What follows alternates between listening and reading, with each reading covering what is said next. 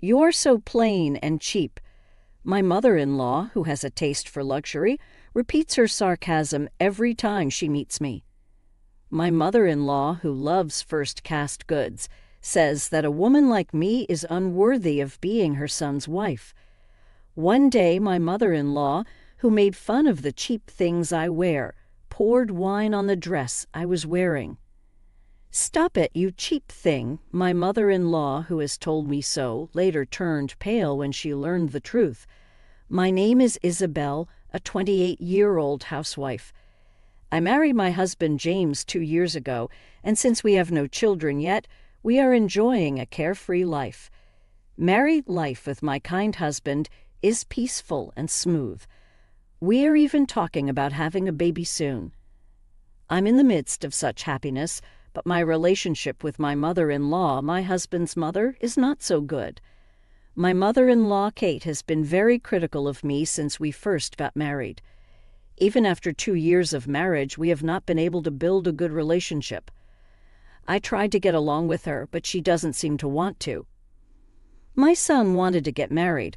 I wonder what kind of young lady he would bring. She's very plain or simple. She's not very nice. Perhaps I had made a bad impression on my mother-in-law at our first meeting, but these were the first words she said to me. Perhaps she was trying to tell me that I was not a suitable wife for her son. My parents are a normal working couple. My father is an office worker and my mother is a nurse. However, my mother-in-law said that as a child of such a family, I did not fit in. "I can't believe your mother has to work too. They must have been very poor," my mother-in-law said with a pitying look in her eyes when she heard about my family. My mother-in-law, who had been a housewife since her marriage and had never worked, laughed and said she had never experienced such hardship. She also proudly told me that she grew up in a wealthy family. From a young age, I always wore things that were nicer than the other people around me. Cheap things don't suit me. That's why I raised my son to know what is the best. I didn't know how to react to my mother-in-law, so I always tried to cover it up with an affectionate smile. It is true that I prefer simple clothes and makeup, which may not suit my mother-in-law, who prefers glamorous things. My mother-in-law always wears fancy luxury brand clothes, accessories, and makeup. You don't know what good things are, do you? You only know about cheap stuff, don't you? I wonder why my son chose her at all. I raised him to know what is good. After boasting a lot, she always ends up putting me down. Since my husband and I got married, my mother-in-law and I have always been in this kind of situation. However, she is also sarcastic to me when we meet occasionally, and I don't mind it too much because it's something I can just ignore. But my father-in-law and husband are kind to me, and I didn't think it was something I needed to take care of. There was one more person who welcomed me kindly into my in-laws' home, my grandmother-in-law. My father-in-law's mother, who is my husband's grandmother, is a little over 80 years old, but she is still in good health. My husband's parents have 2 houses on a large yacht, and parents-in-laws and grandparents live in each of them. Both houses are magnificent mansions, and I was very surprised when I saw them for the first time. The land was cheap, and we had a carpenter who built them cheaply. "It's not that magnificent," my grandmother-in-law replied with a laugh. My mother-in-law proudly talked about her house and herself, but in reality it was largely due to the achievements of my grandparents-in-law. In spite of this, my grandmother-in-law is not snobbish and is very friendly with me. Thanks to that, I didn't mind when my mother-in-law annoyed me. It feels like I have more grandchildren. "Well, you don't have any female grandchildren in our family. My grandmother-in-law said so and loved me very much.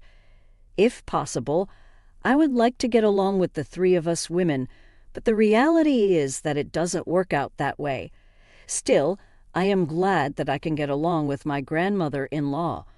Although I do not actively associate with my mother-in-law, I have a good relationship with my grandmother-in-law, like going out for lunch or tea with her. One day, my mother-in-law called me. "It's my birthday next month. I've decided to have it at our house this year. come and celebrate with my son. She invited me to her birthday party, and I said I would definitely go. Let me tell you something. We're having a big party this year to celebrate my 60th birthday. All of our relatives and friends will be there. I'd appreciate it if you dress appropriately. My son will be fine, but you're not going to be dressed like you always are you? I'll be embarrassed. My mother-in-law told me to come dressed properly and hung up the phone. What my mother-in-law meant by dress appropriately was probably her favorite top-notch brand name clothes. I was stumped because I didn't have that kind of clothes that would be appropriate for such a party. But when I talked to my husband about it, he told me not to worry about it, and we decided to dress a little more formally. Then came my mother-in-law's birthday. The party was in the late afternoon, so my husband and I went to a department store in the morning to pick up a birthday gift for my mother-in-law. My mother-in-law, a luxury-minded person, would be happy if I got her something luxurious. Also, she wouldn't complain if I told her my husband had picked it out, so in a way it was easier for us. After we finished picking out the gifts, we had lunch together and went home to get ready to go to my in-laws. At that time, I received a call from my grandmother-in-law on my phone. "Come to my house now." I explained that I am out of the house and that I am going home now to change. I then told her that I would show up before my mother-in-law's party. "Just come to my house dressed as you are. My grandmother-in-law said that I don't need to change my clothes and that I should come home right away." I wondered if it was something urgent, so I went to see her. I asked my husband to go home and get changed. We were going to meet at my in-laws later. I went to my grandmother-in-law's house. My grandmother-in-law invited me into her house with a laugh. She was laughing and telling me about my mother-in-law's party. It looks like a really huge party. Various things have been delivered to their house since this morning. From my grandmother-in-law's house, I can see the entrance of my in-law's house, and I hear all kinds of vendors have been coming and going since this morning. I heard that a big flower arrangement had just arrived, and I could see that my mother-in-law was very enthusiastic about it. My grandmother-in-law said, "My daughter-in-law does a great job," and took me into the sitting room at the back of the house. The room was lined with several Paulina trusts. My grandmother-in-law opened one of the chests and took out something from inside. "Isabel, you were told to come dressed properly today, weren't you? I'll give you my dress so you can wear it. This way she won't be able to complain," my grandmother-in-law said with a smile and held out a dress in front of me. The beautiful and well-maintained dress was her pride and joy. "It's a good one. I don't wear it much anymore. It would be a shame to keep it put away. I thought it would be a good opportunity to give it to you, Isabel." My grandmother-in-law said so, and also took out the accessories that went with the dress from the chest. My grandmother-in-law seemed to have noticed my mother-in-law's comments, so she recommended that I go in a splendid costume today so that I would not be blamed. I don't know anything about dresses, but from the way that my grandmother-in-law talked, it must be really expensive. When she said she would give it to me, I was puzzled.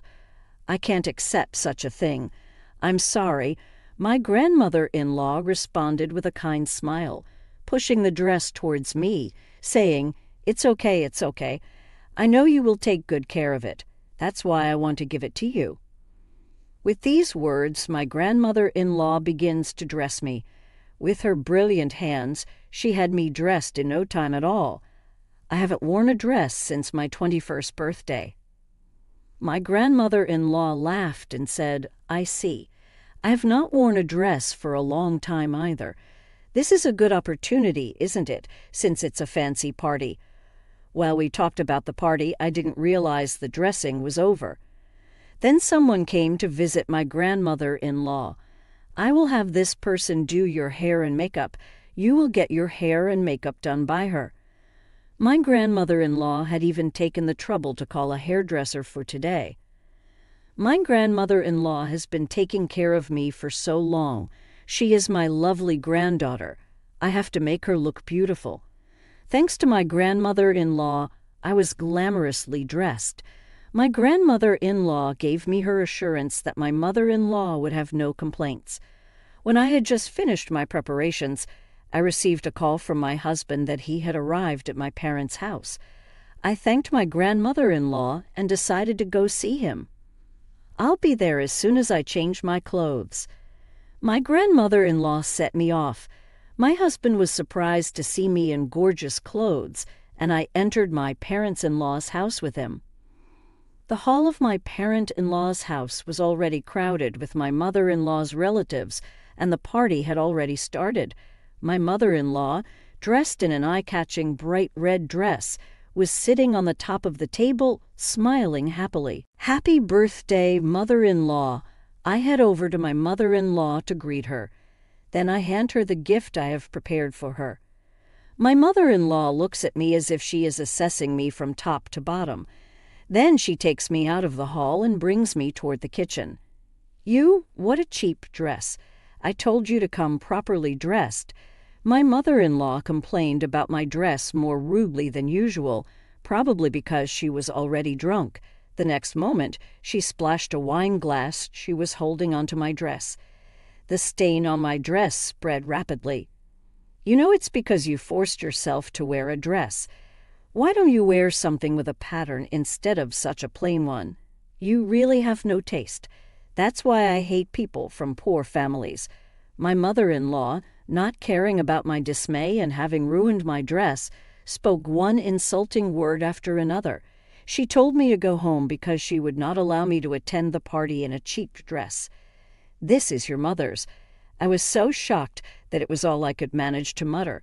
I was so sad that my grandmother-in-law had prepared all these things for me with all her heart, and now they had all been ruined at once. "Whose mother? What about her? What are you talking about? Anyway, I don't want you here today. Just leave my son and go home." My mother-in-law, who did not understand the situation, quickly tried to get me to leave.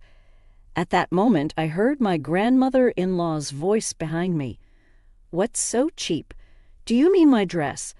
I turned around and there she was. She came to me as I had tears welling up. "Oh my God, it's terrible." My grandmother-in-law looked at the stain on my dress and muttered. I was so sorry that all I could do was apologize to my grandmother-in-law, and I just turned my head down and mouthed an apology.